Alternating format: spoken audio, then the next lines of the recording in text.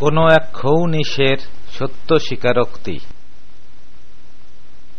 আমার কাছে দেশ ও দশের যা পাওনা সেটা শোধ করার সময়ই পাই না, বরং সুযোগ পেলে মিথ্যে মালিক সেজে অজ্ঞদের সামনেই অজ্ঞ সাধারণের সম্পদ নিজের দিকেই টানি।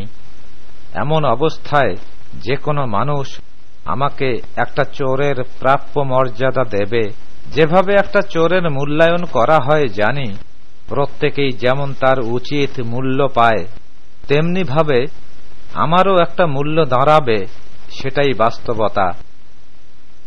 জনসংখ্যায় একজন সাধারণ মানুষ হিসেবে নিজেকে দাবি করি, অথচ তা নই, কখনোই মানুষ নই।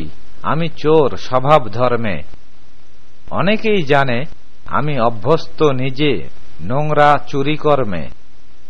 নিকৃষ্টতম পেশাজীবী ত্রাণখোর ভিক্ষাজীবী অভিজাত ভিখারি নই, কিছুটা উন্নত। আমি একজন চোর, ভিত্তিহীন অজুহাতে চুরি করি। দাতা গোষ্ঠীরও কেউ নই আমি, আমার মুখে নীতিবাক্য বেমানান।